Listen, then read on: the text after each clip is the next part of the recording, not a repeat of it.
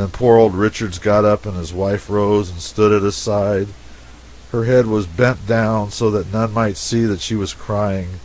Her husband gave her his arm, and so supporting her, he began to speak in a quavering voice. "My friends, you have known us two, Mary and me, all our lives, and I think you've liked us and respected us."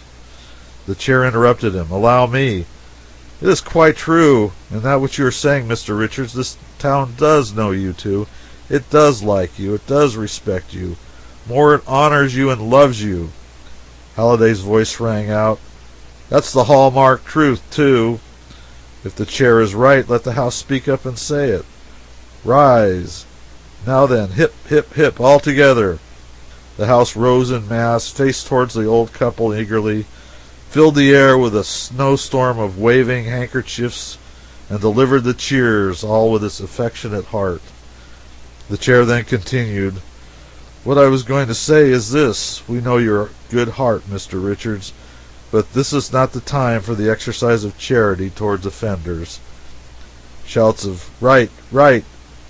"I see your generous purpose in your face, but I cannot allow you to plead for these men." "But I was going to—" "Please take your seat, Mr. Richards. We must examine the rest of these notes. Simple fairness to these men who have already been exposed requires this. As soon as that has been done, I give you my word for this, you shall be heard." Many voices. "Right. The chair is right. No interruption can be permitted at this stage." "Go on. The names, according to the terms of the motion." The old couple sat reluctantly down, and the husband whispered to his wife, "It is pitifully hard to have to wait. The shame will be greater than ever when they find we were only going to plead for ourselves." Straightway the jollity broke loose again with a reading of names. "You are far from being a bad man." Signature, Robert T. Titmarsh.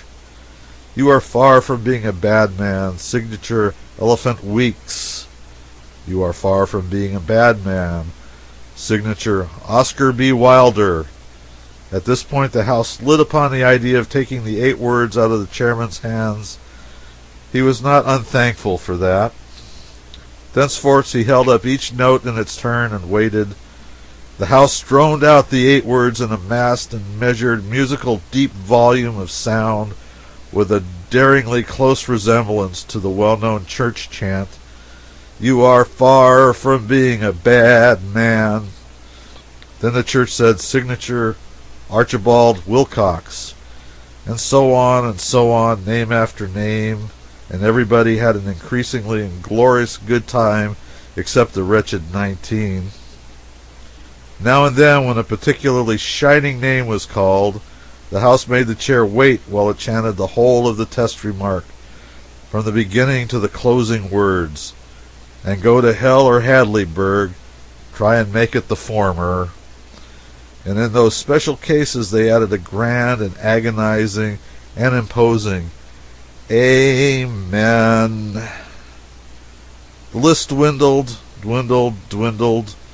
Poor old Richards, keeping tally of the count, wincing when a name resembling his own was pronounced, and waiting in miserable suspense for the time to come when it would be his humiliating privilege to rise with Mary and finish his plea, which was he was intending to word thus: "For until now we have never done anything wrong, but have gone our humble way unreproached.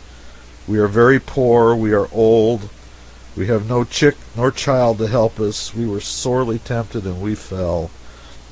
And it is my purpose, when I got up before, to make this confession and beg that my name might not be read out in this public place, for it seemed to us that we could not bear it. But I was prevented. It was our place to suffer with the rest. It has been hard on us. It is the first time we have ever heard our name fall from anyone's lips sullied. Be merciful for the sake of the better days. Make our shame as light to bear as in charity you can." At this point in his reverie, Mary nudged him, perceiving that his mind was absent. The House was chanting, "You are far," etc. Be ready, Mary whispered. Your name comes now. He has read 18. The chant ended. Next, next, next, came volleying from all over the house. Burgess put his hand in his pocket. The old couple, trembling, began to rise. Burgess fumbled a moment and said, I find I have read them all. Faint with joy and surprise, the couple sank into their seats, and Mary whispered, Oh, bless God, we are saved. He has lost ours. I wouldn't give this for 100 of those sacks. The house burst out with its Mikado travesty and sang it 3 times with ever-increasing enthusiasm, rising to its feet when it reached for the 3rd time the closing line, But the symbols are here, you bet, and finishing up with cheers and a tiger for Hadleyburg purity and our 18 immortal representatives of it.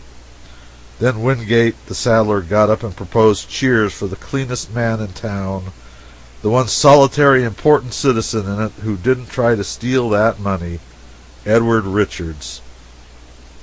They were given with great and moving heartiness. Then somebody proposed that Richard be elected sole guardian and symbol of the now sacred Hadleyburg tradition, with power and right to stand up and look the whole sarcastic world in the face. Passed by acclamation. Then they sang Mikado again and ended it with, And there's one symbol left, you bet. There was a pause then. A voice. Now then, who gets the sack? The tanner with bitter sarcasm. That's easy. The money's got to be divided among the 18 incorruptibles. They gave the suffering stranger $20 apiece in that remark, each in his turn. It took 22 minutes for the procession to move past. Stake the stranger, total contribution $360. All they want is just the loan back and interest, $40,000 altogether.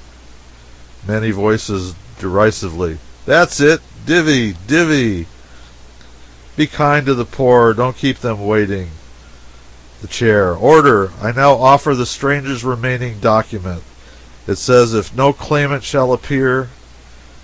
Ran chorus of groans. I desire that you open the sack, count out the money to the principal citizens of your town, they to take it in trust. Cries of, oh, oh, oh, and use it in such ways as to them shall best for the propagation and preservation of your community's noble reputation of incorruptible honesty.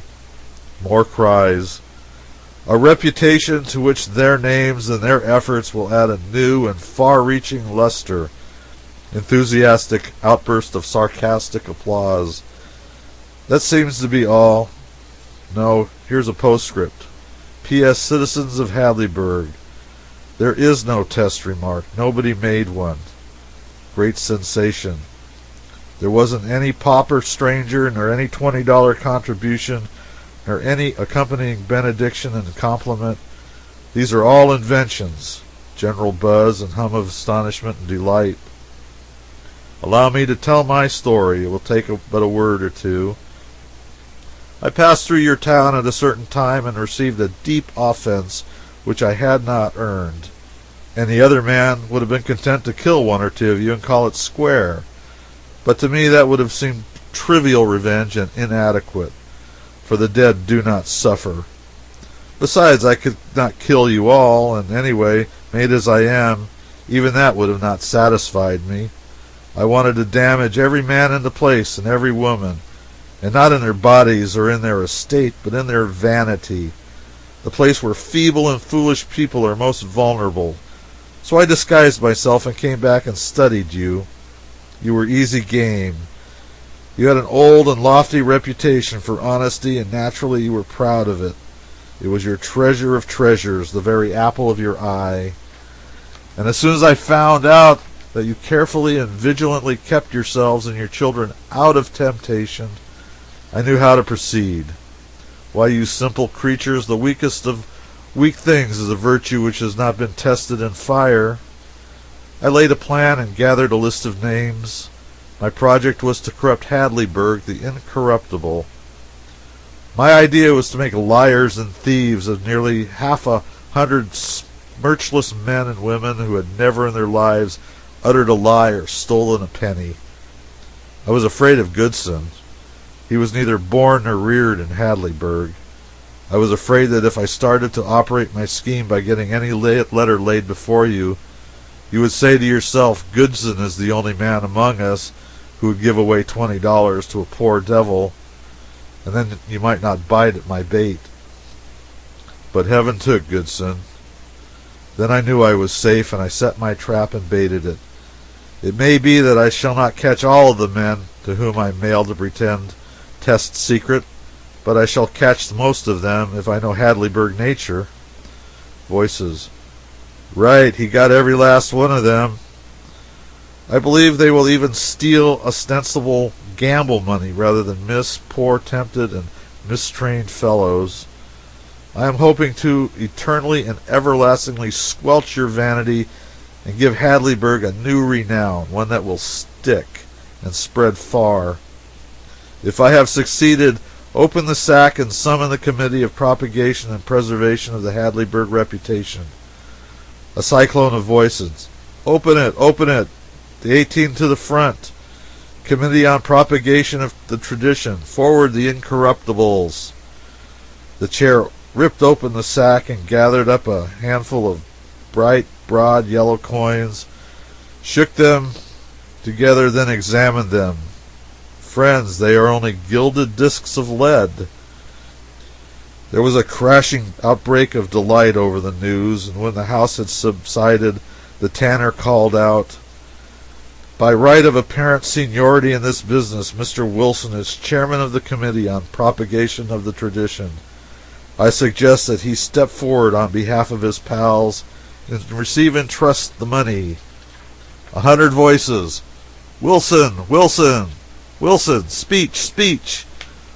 Wilson in a trembling voice with anger. You will allow me to say, without apologies for my language, damn the money. A voice. Oh, and him a Baptist.